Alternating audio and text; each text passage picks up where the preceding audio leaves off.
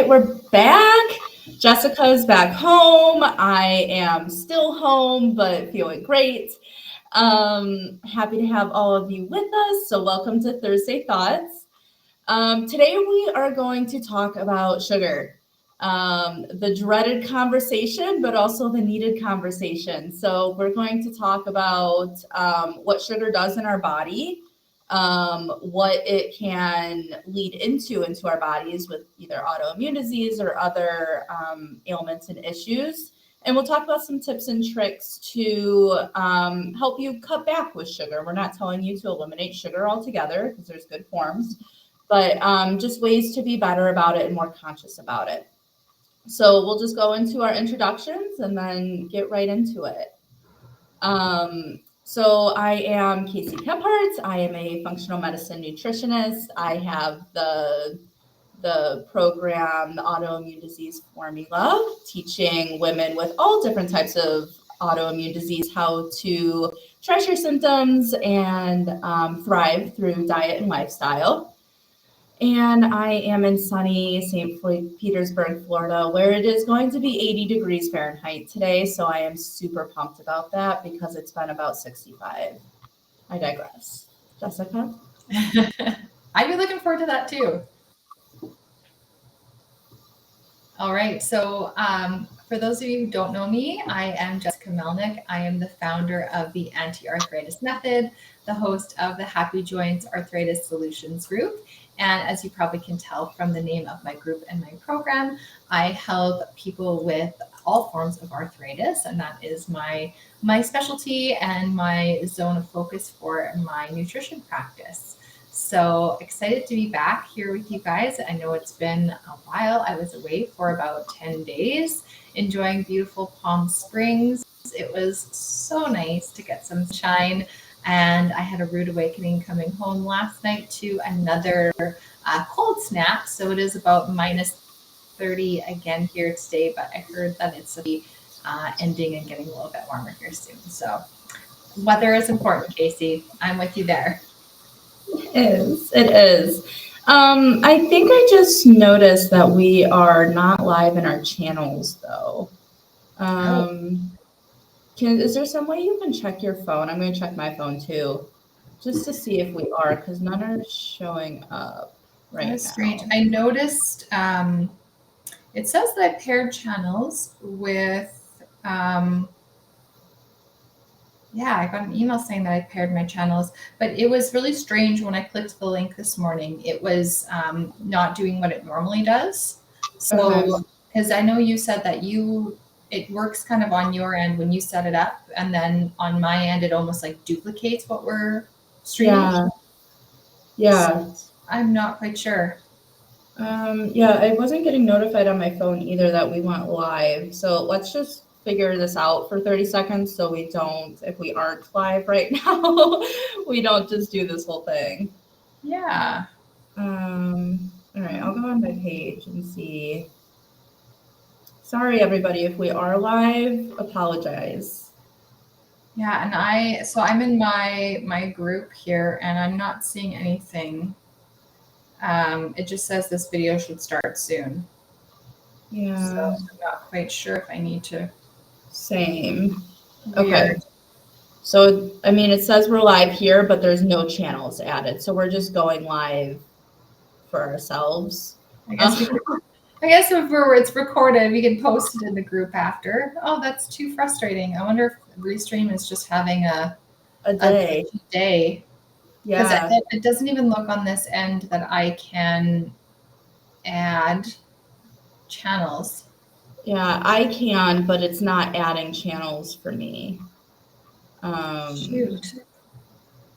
Oh, wait. I think I was just able to do it. So now it says our channels, we're connected. Let's see if we got anything on the phone again.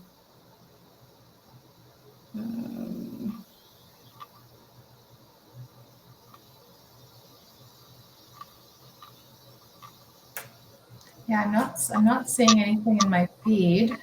Neither am I, but our channels are up there now. This is frustrating. Okay, so let's just keep going, and then by the chance that we're not live, let's just post it.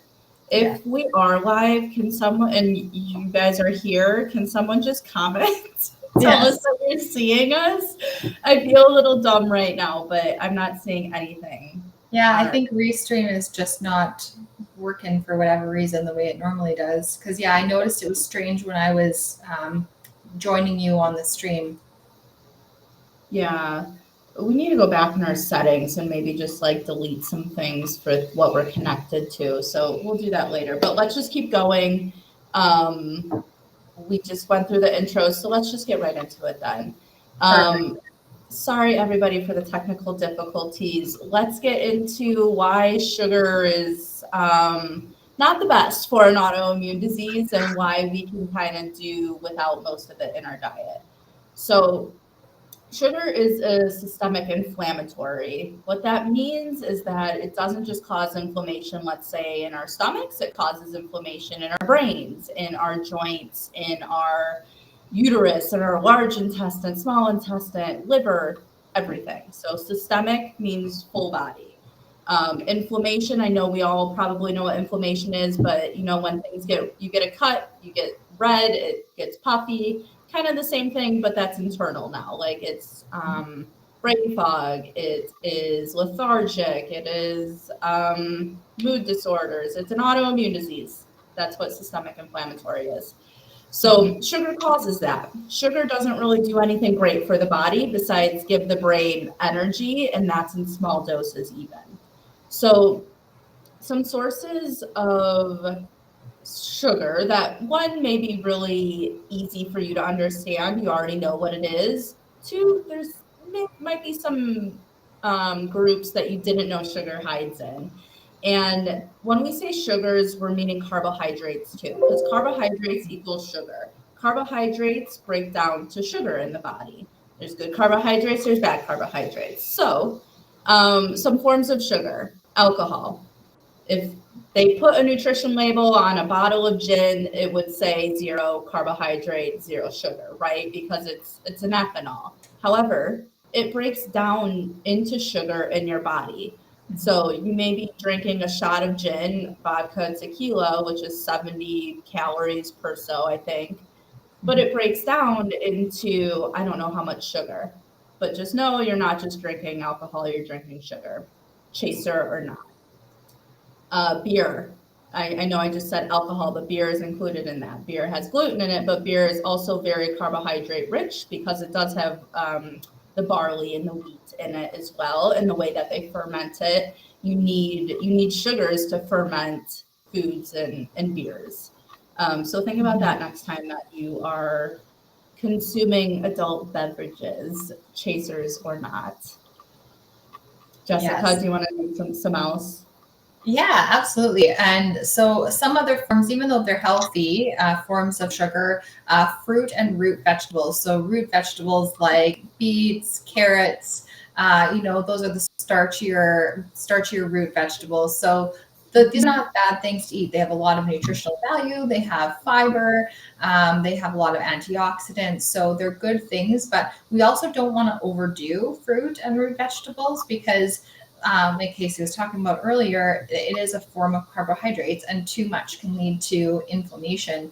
And when we're consuming more than we're actually using, so that is going to easily get stored as fat if we're not using those carbohydrates. And same thing. This was super interesting to me that I didn't know about until I was actually in nutrition school. Was that too much protein and fat can also lead to excess carbohydrates. So our body position those macronutrients into carbohydrates if we have too much. So that I found quite fascinating because I didn't realize that actually happened. I don't know, Casey, did you want to add a little bit to that? Yeah. I know you know a lot more about the science on that one. Yeah, so I don't know how much more science I can give you besides like it's called gluconeogenesis. You eat too much protein, you eat too much fat that your body can consume and hold. It's going to break down into sugars, which then goes into your adipose tissue, which is your fat tissue. Fat equals inflammation. Visceral versus, what's the other type of fat called? Visceral versus, oh shoot, I'm losing the word. I am But there's too. good fat for our organs that we need, like fat surrounding our heart and fat surrounding our livers. But also there's bad fat that is in, our love handles that we don't necessarily need, or too much in our butts, or whatever it is. And that's the inflammation fat. So if you think about bodybuilders or keto people, these are the people that might be consuming too much protein and too much fat, and they're not getting the results that they need. It's probably one form of gluconeogenesis because they're just getting too much sugars in your body. So if you're cutting back sugars and carbs, you might be overdoing the protein and fat too. So it almost seems like you can't win, but your body just wants a healthy balance of everything here. That's all it's asking for.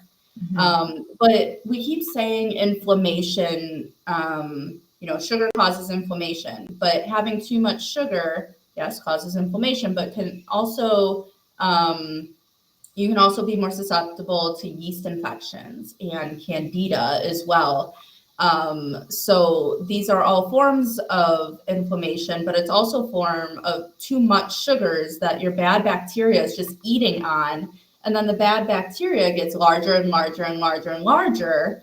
And here's the good bacteria now. So the bad is over consumed in the body. And this is when you get the yeast infections and the candida. So when you bring those sugars back down, your bad bacteria doesn't have much to thrive on anymore, and you're going to be back in balance with, some more probiotics and less sugar in the body. So I hope that helps also connect some dots with sugar. And if you're suffering with yeast issues, candida issues, itchiness, things like that. Some other forms of sugar that you probably already know, these are the obvious ones, right? Like cakes and cookies and desserts, pancakes and toast, and all of those rich, yummy things that we like to eat. They're yummy because they have sugar in them. And one thing that, before I hop over to you, Jessica, is I saw my doctor the other day, and she had a great way of explaining carbohydrates and sugar. So I just wanted to relay that on to everybody here. Is she wanted me to be at 75 grams or lower. And she said the reasoning is, if you think about our bodies as a machine or a gas tank or whatever, it can only hold about 75 grams of carbohydrates. That includes the fiber as well. Before it starts tipping into the inflammation part and providing inflammation to your body. So it's like having a 2-year-old. So let's say you are consuming 150 grams of carbohydrates, whether they're good forms or bad forms. It's your body's trying to heal your autoimmune disease over here, and it's getting all of its efforts. And then your 2-year-old keeps saying, hey mom, I need this, I need this. The 2-year-old's the inflammation from the carbs and sugar, and the autoimmune disease needs energy and support as well. So like it has to keep putting the fire out with the inflammation from the carbs before it can start healing your autoimmune disease. I know that wasn't as clear, and I didn't script that beforehand, but like your body needs all of its attention on the autoimmune disease that you have. So why put more fire in the flame with the sugar? It's just something else that your body needs to,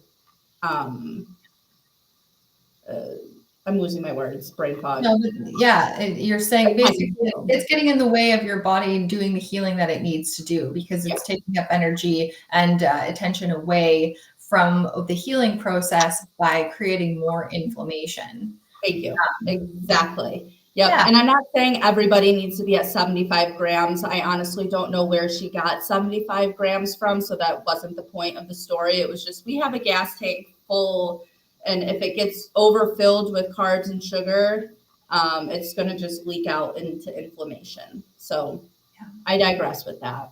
No, that's a great analogy. I love that, because we often don't talk about that. It's kind of, that whole thing where we don't want to vilify an entire food group of carbohydrates, because there are some that are obviously like full of really great fiber and lots of nutrition and antioxidants and all that, like in terms of like your whole foods. But we also have to know that there's a reason why we don't want to have excess amounts of that, or be following our typical like Canada and US food guides that are saying you should have like 5 servings of, Grains. Yeah. or they put fruit and veggies in the same category. Well, they're not the same. You want to focus on the lower starch, lower sugar vegetables, and not, be having 4 servings of fruit a day.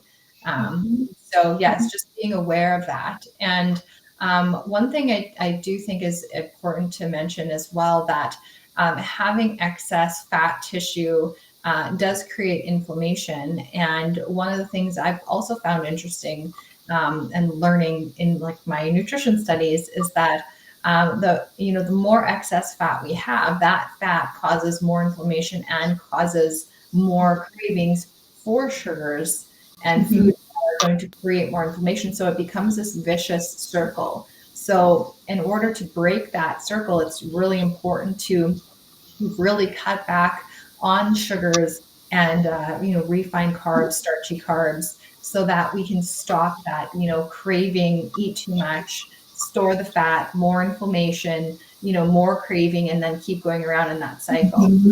It is. And I'm sure everybody here has heard or heard this analogy before, but sugar lights up your brain just as much as heroin does. It's a dopamine spike. And when we have a dopamine spike and we don't get it, we crave even more and more and more. But once we do get that dopamine, let's say once we do eat that candy bar or that sweet potato or whatever your carbohydrate source is, it's your dopamine is sufficient for X amount of time, and then it's going to keep craving after that and after that and after that, like a heroin addict. So if you reduce your sugars, you reduce the kinds of sugars that you're eating, and put in place other mechanisms that we're going to say here in this live, you can help yourself with that, because it's definitely not out of realm to have a sugar addiction. It is a thing. And I would not feel guilty about it if you do have it, because in our societies, our world has accustomed us to have sugar addictions because we inject it in literally everything. They inject it in even meat from a cow. So it's like we can't get away from it at all. So it is not your fault for some or most of it. I don't know what your habits are, but our systems are flawed. Exactly, because it's literally our body is responding to it the way it was designed to. So and we didn't choose that. That's just the way that our bodies work. So I hear from a lot of my clients, a lot of the people in my community, they're like, oh my gosh, I know I need to cut back on sugar. It's just so hard, and I completely get that, because we're fighting against that natural reaction of our body to that sugar. Yep, exactly. So we wrote a little blurb, and this is going to get really sciencey for you. And we wrote it down because we tend to just talk in circles and get ahead of ourselves. And so to make it very clear, because this is a very unclear process in the body, we just wanted to state, if any of you are science people, how sugar and insulin kind of work together to provide inflammation in the body and to make matters worse. So I'm just going to read off of this. Take it as you want, and tune out if you need to, whatever you need to do. So, okay, so you eat a piece of sugar, right? Let's say you eat a piece of toast. We'll go with toast today. Like the white bread toast, not like a fibrous, grainy toast. So you eat that, spikes your insulin, right? Then insulin travels to the liver and the muscle cells, telling them to take glucose, which is sugar, from the bloodstream and store it. As insulin levels increase, your blood sugar levels will fall. That's the main job. This is what it should do. And then at a certain point, the brain which needs glucose to function, calls for more glucose. It's like, give me more, give me more, give me more. Because essentially it's high. We just injected ourselves with heroin, basically. If this doesn't get if the brain doesn't get the glucose it needs or wants, and then it goes into mental fatigue, which is your brain fog, right? I just can't think anymore. I don't want to do anything. I want to lay on the couch. And then it just craves more and more sugar. So now this is called hypoglycemia. We're at a really low sugar base, and our bodies, I don't know how to say it. Let's just keep it at, we're at a really low sugar base right now. And you're probably feeling shaky and hungry and cranky. Right, withdrawals of sugar, honestly. And then if this cycle doesn't stop, and so we want the sugar, our body wants the sugar, so we keep eating sugar, and then our body craves it even more. We keep eating sugar, our body craves it even more. If we keep going in this hamster wheel of a circle, our insulin just keeps pumping and pumping and pumping, and it never gets a break. And our body is just now filled with insulin, and then our cells tend to get sensitive to that. And it's like, yeah, buddy, I'm out. No more insulin for me, please. And now it has nowhere to go. And this is when it leads to diabetes. So, moral of the story to this stupid hamster wheel that goes around in our body is that we can't keep injecting ourselves with sugar in each meal because our body doesn't get a break from it.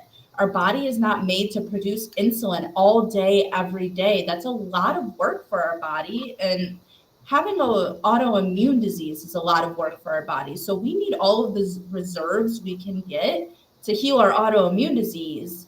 But right now we're using all of our reserves to stop this blood glucose rise, the sugar rise, and to stop the inflammation from the inflammatory foods that we're eating. So I hope that made sense. I know it's kind of sciencey, but just think about it as a hamster wheel. We eat sugar, our body craves sugar. We eat sugar, our body craves sugar. Insulin out, insulin out, insulin out. And it's just fatigue and inflammation on the body. Yeah, exactly. And our poor pancreas eventually just gets so tired. And that's where, that's where the diabetes comes in. It's just like, oh, I can't do this anymore. Yep. So I think it's super important to just be aware of this because, when we have this information, we can make better choices, that are healthier for us and can prevent some of these things from happening.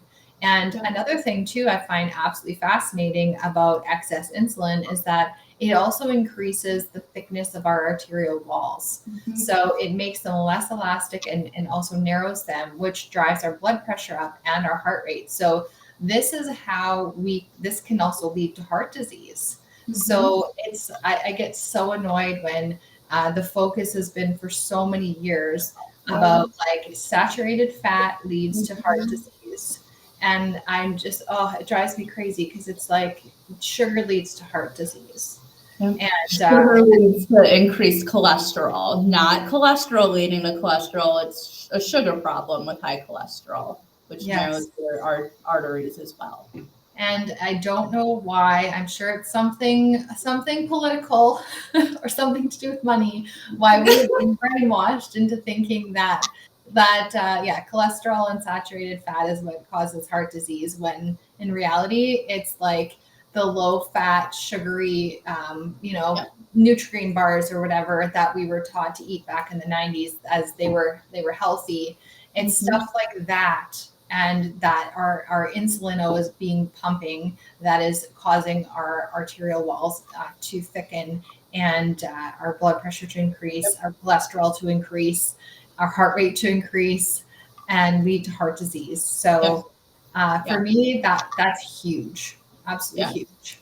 And if you're not buying into that as like it was a marketing ploy, it sounds a little conspiracy-ish, hocus pocus, I totally understand you. It takes a while to really fully understand or just look into the research. But think about 100 years ago or 500 years ago when we were hunters and gatherers and we shot our animals and we ate plants and roots and things like that. There were no cases of heart disease or high cholesterol or any of that because we didn't have the processed foods with added injected sugars. We didn't have the pesticides. We didn't have any of the chemicals or the sugars Oh, I think I lost. that we have today in abundance. So shoot, are we good? Nope, you're good. Yeah, you came back. Okay, cool. So if you think about how our Paleolithic ancestors lived back then, they were healthy. They weren't living till 100 years old like we are now, but they were healthy. And modern medicine helps us live to 100 years old right now, honestly. So think about that if you don't believe in marketing and our increased rates of heart disease and cholesterol and heart attacks, just everything that's going on. It's the way we eat, it's the way we live, it's the air we breathe in, it's all of these man-made things that are going on, unfortunately. Yeah, absolutely. So it's not all doom and gloom though. We do have ways to help you to reduce your sugar consumption because we do understand it is hard to cut back on it if that's something that's that's been part of your diet.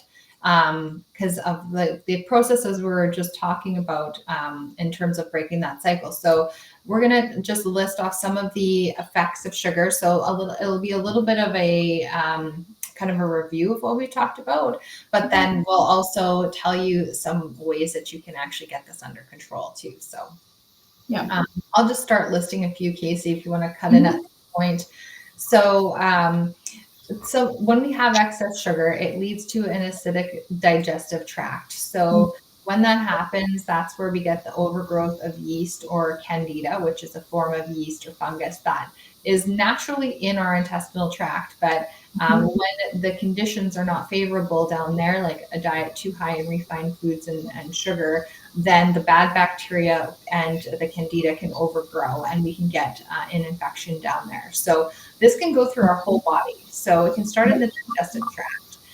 You can also get this like yeast, and having an overgrowth of yeast can be cause skin problems. It can cause like allergic type reactions in the body. I'm losing my train of thought, Casey. Any other ways candida shows up that you can think of offhand? Yeah, yeast and candida. So I know this is going to get graphic, but like vaginal itching, anal itching, painful sex, always craving sugar. The brain fog. Yeah, those are the top ones for sure. Itching is a big telltale sign that you may have some yeast and candida going on there for sure. Yeah. And you can also develop a small intestinal bacteria overgrowth, which is, we just call it SIBO for short. And that's actually an infection in the digestive tract. And it is traditionally treated with antibiotics. It's a very specialized antibiotic. There is some more natural ways that you can treat it, but sometimes you do need to resort to the antibiotics. And that's something you would have to go to your doctor and actually be tested for, to confirm whether or not that you have an actual infection. So yeah, thing to think of there. Arthritis, so joint pain, like we were saying, sugar creates inflammation. Arthritis is an inflammatory condition. Things like steroids, like I said, increased cholesterol, tooth decay, also an inhibition of the absorption of calcium and magnesium. So preventing absorption of minerals, vitamins and minerals that our body needs. Obviously, if we have too much sugar, our body stores it. And that adipose tissue becomes an inflammatory, a process in our body as well. So having excess adipose tissue creates more inflammation, and then that's that vicious circle again. And cataracts. So I'll let you take over. Again, everything we're saying is inflammation, depression, gut to brain issue there. Sugar can be intoxicating, like alcohol. Again, we mentioned addiction before.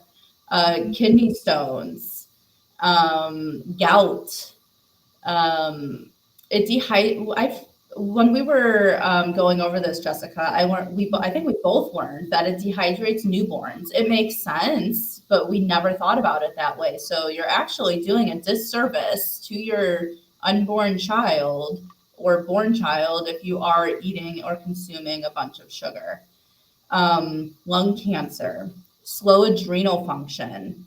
Your adrenals provide energy for your body. If you have too much sugar, your energy is going to suck, honestly. Asthma. Asthma's a gut issue. Asthma's an inflammatory issue. It's not a deficiency from an inhaler, let me tell you that. Constipation, again, inflammation, and cell death, so cancer. That's basically what that means, cancer. So I know probably, most of these aren't an autoimmune disease, but they're inflammatory issues that even with an autoimmune disease we can get. Inflammation leads to autoimmune disease. So just think about that, and I think about, be mindful of how you feel when you eat sugar or when you crave sugar. And I think that would be a good step to realizing what sugar does to your body so you don't get these things or keep getting these things and prevent these issues. So some ways to cut back on sugar and not crave it as much, because honestly, that's why we eat sugar, right? We don't just eat a donut because we think it's healthy for us. We eat a donut because our eyes are like, oh, hell yeah, I want that freaking donut, because our dopamine is like, shoot me up, lady, let's go. Yeah, it's like you have that bite and you're like, oh. Yeah, right. Exactly. That's what it is. So some things to help with that addiction feeling, that want and crave and need.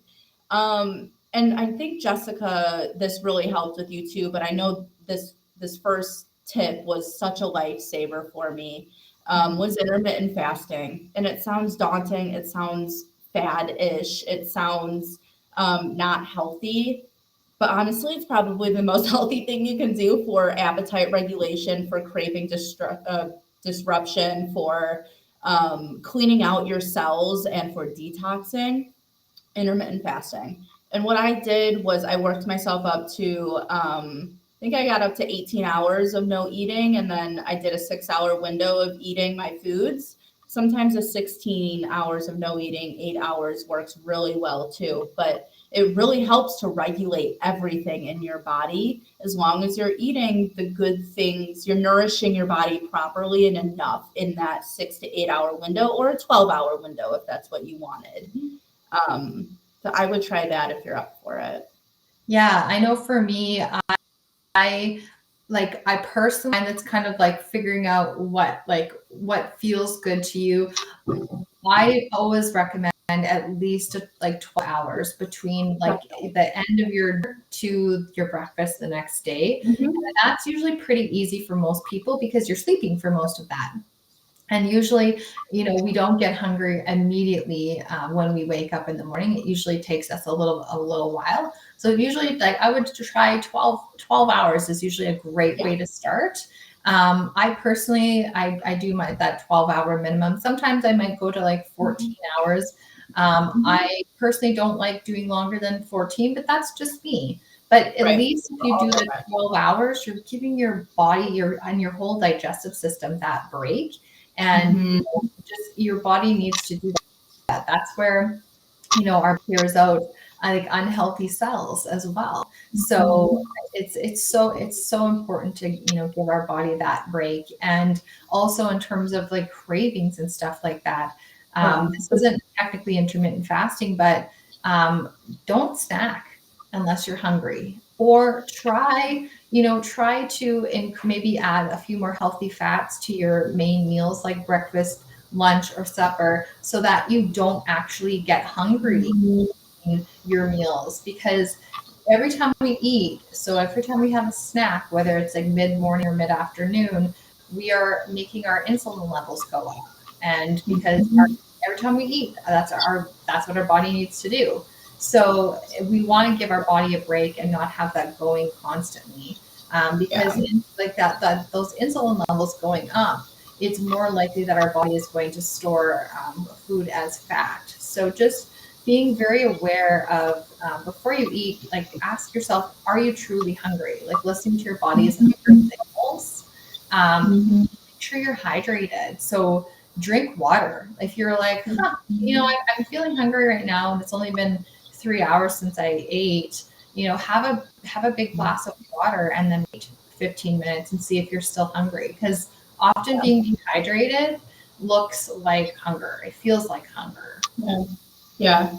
Another thing to help with not eating so much sugar and cutting those cravings is something so easy, but we don't do it, is checking ingredient labels. And I know we've honed this down in other lives, but check your ingredient label. Things like sauces you might not think have sugar in it, which are the most probably sugar-filled things, or breads, meats.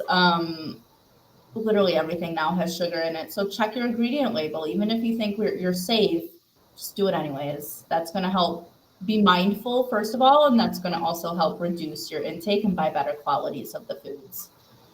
Absolutely. Another thing would be artificial sugar. So artificial sugar, I think, is getting a little more main stage and light on it as an unhealthy form of sugar, which is really good. But I think some people, we still think that artificial is better than the real sugar when that is just as not true. So artificial sugars, although they don't have sugar, the real sugar in it, it still tricks your body in saying, "Hey, I'm like this artificial. I don't want to say artificial. I'm like this. I don't know, fake sugar." And but I look like sugar, and the body's like, "Oh, cool, you look like sugar. I'm just going to spike my insulin levels and act the same as if you were sugar." So it's doing almost the same thing as eating regular sugar um, by increasing your insulin levels. But now your body is spiking insulin with nothing to do with it because it's not helping your blood glucose levels. It's just injecting insulin. So really you're just injecting inflammation inside of you and having your body go haywire and making things more difficult on it. So and it also makes you crave more sugar, honestly, because it acts like sugar. So ditch the artificial sugar. If you want to have sugar, want to put sugar in your tea or coffee, use regular sugar. Regular. I would pick organic, and I would use a coconut sugar or a turbinado sugar, which are a little better. But if you have to use cane sugar, do that instead of your sweet and lows, your Splendas, your I don't know. Even now, stevia is not safe because it adds dextrose and maltodextrin and erythritol to it and things like that. So again, check ingredient labels for that and stop using the artificial sugar. Yeah, absolutely. And another thing too, I mentioned about like trying to not snack in between meals if you can. Some of you who are really, you might need to, and that's totally fine. But adding that extra good quality fat to your meals so that you are fuller longer, and making sure that you are having quality fats and quality protein sources with your meals. So all of your meals, because that's going to keep your blood sugar more stable for longer, and it's going to keep you fuller for longer, so not craving food in between meals, or having those high sugar spikes and then that crash that we feel after we down from that sugar high. So that's a really great way of cutting back on sugar, is to keep your blood sugar stable by having your fat and your protein sources in there. Yeah. I think the last thing we have to go over is movement. So movement, one, gets your brain off of the idea of that craving that you're having. Movement also eliminates that craving. So get outside and move, or do a 5-minute HIIT workout, or ride your stationary bike, do something to get your brain off of it. And movement is the best way to do it because you're going to feel healthier. You get a dopamine rush from the movement as well, which is what your body is really craving. It's craving dopamine, a dopamine rush, because our bodies are addicts, and that's just what it is. So move. Even if you hurt, I would not use that as a sign or an excuse not to move, because when you move, you hurt less because your body or your blood starts flowing, and motion is lotion and blood is healing. So there's really no excuses to do some sort of movement that is um, comfortable for your body at that certain point in time, whether that's just getting a wheel and like spinning your arms if you can't move your legs. Like there is just always something that you can do for movement no matter what condition you're in. Yeah, absolutely. Mm-hmm. Yeah, and Right. one more thing I just wanted to mention is the best way to cut your sugar cravings is to stop eating it, like significantly reducing it. And it's hard initially, but it gets so much easier and easier quicker than you think it would. So it's just kind of like we were talking this whole time, pardon me, about, you know, the more you eat, the more you want it. And so sometimes you can just like, you know, rip the Band-Aid off, cut it right out, you know, even for a couple days, your cravings for it they're going to completely decrease. You're going to be amazed. It's just getting past that initial phase. And my clients say this all the time on my program. They're like, oh my gosh, I don't crave the junk anymore. And that happens when you just have to break that cycle, and then it will happen quicker than you think. It does. The brain fog lifts. You'll be able to think more clearly. You'll be able to sleep better. You'll be able to finish your sentences. You'll be able to have more energy throughout the day. You won't need that nap. Your joints will feel better. You have more regular bowels. You're not itching anymore. Your skin will clear up. Your acne will clear up. Like, we can go on for days, but if that's not enough for you right there, come talk to us and we will, you know, knock the sense into you about this whole sugar thing. So I think that's everything we wanted to cover, right, Jessica? Yeah, it was a long one. It was, but I think with the tech issues, I think we're still pretty good. So yes. And it's a good topic. It really is. And I know both of us talk about it in our programs too. So it is very important for healing inflammation, which is healing an autoimmune disease, and feeling better. So we will be back. We're back next week on our normal routine, right, Jessica? Yeah, we will be. Again, Tuesday, Thursdays, we are here talking about cool topics. If you ever want to hear something here live, let us know, comment below, email us, tag us, ping us, whatever you want to do. And we'll be back next Tuesday. So everybody have a great weekend. It's already Thursday. Thank Jesus. And go eat some Brussels sprouts without sugar on it. Absolutely. All right. Bye, everybody. Take care.